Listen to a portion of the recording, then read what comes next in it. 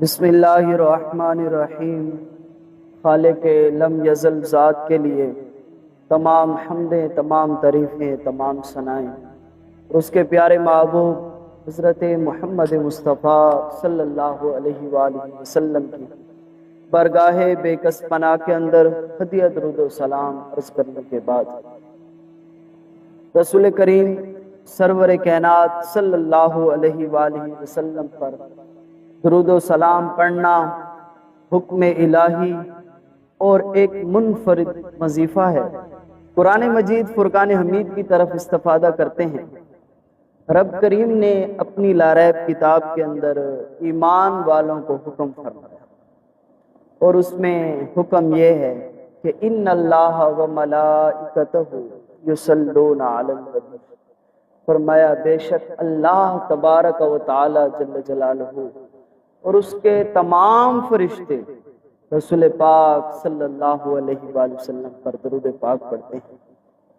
میرے دوستو، اللہ تبارک و تعالی جل جلالہ نے جہاں کہیں بھی مسلمانوں کو عبادت کرنے کا حکم ارشاد فرمایا ہے، وہ خالق ہے، وہ جیسے حکم فرما دے تو مومنین کے اندر یہ صفت ہونی چاہیے کہ وہ رب کریم کے اس حکم پر من و ان عمل کرنا چاہیے۔ لیکن قربان جائیں، درود پاک پڑھنے کے اندر رب کریم نے اس انداز کے ساتھ ایمان والوں کو حکم دیا ہے کہ پہلے خود اپنا عمل ذکر فرمایا ہے کہ اے مومنو گھبرانا نہیں،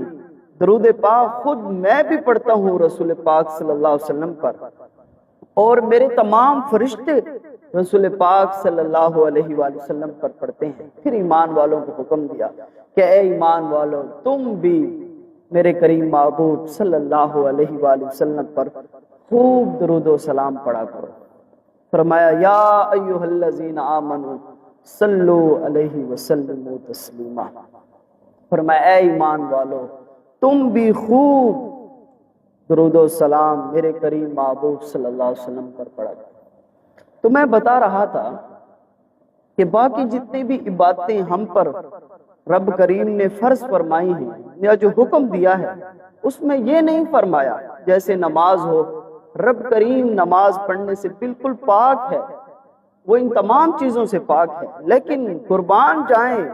رب کریم جو وحدہ لا شریک ذات ہے وہ فرما رہی ہے کہ میں محمد رسول اللہ صلی اللہ علیہ وسلم پر درود پڑھتا ہوں، میرے تمام فرشتے بھی پڑھتے ہیں، اے ایمان والو تم بھی میرے کریم محبوب صلی اللہ علیہ وسلم پر خود درود و سلام پڑھا کرو۔ میرے دوستو، ایک انسان کا جو رسول پاک صلی اللہ علیہ وسلم کے ساتھ تعلق ہے، یا یوں سمجھیں ایک امتی کا اپنے پیارے محبوب صلی اللہ علیہ وسلم کے ساتھ جو تعلق ہے،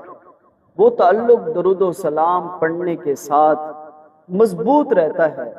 اس میں قوت آتی ہے۔ اللہ تعالیٰ سے دعا ہے کہ اللہ تعالیٰ ہمیں اپنے پیارے محبوب صلی اللہ علیہ وسلم پر خوب درود و سلام پڑھنے کی توفیق عطا فرمائے۔ اب درود پاک پڑھنے کا میرے کریم محبوب صلی اللہ علیہ وآلہ وسلم خود اپنے امتیوں کو حکم ارشاد فرمایا ہے۔ اب رسول پاک صلی اللہ علیہ وسلم کا مبارک فرمان سنیے، میرے کریم محبوب صلی اللہ علیہ وسلم نے کیا خوب فرمایا۔ انس بن مالک رضی اللہ تعالیٰ عنہ، حضرت انس بن مالک رضی اللہ تعالیٰ عنہ فرماتے ہیں کہ ان نبی صلی اللہ علیہ وآلہ وسلم، فرمایا اللہ کے پیارے محبوب صلی اللہ علیہ وآلہ وسلم نے حکم فرمایا قال من ذکرت عنده فلم يصلی علیہ، فرمایا میرے امتیوں کے سامنے جب میرا اسم گرامی نام نامی لیا جائے تو فرمایا میرے امتیوں کو چاہیے کہ وہ مجھ پر درود پاک پڑھے۔ ومن صلی علی مرۃ صلی اللہ علیہ عشرہ، فرمایا جو شخص مجھ پر ایک مرتبہ درود پاک پڑھے گا، فرمایا اللہ تبارک و تعالی جل جلالہ اس پر 10 مرتبہ رحمتوں کا نزول فرمائے گا۔ اب قربان جائیں،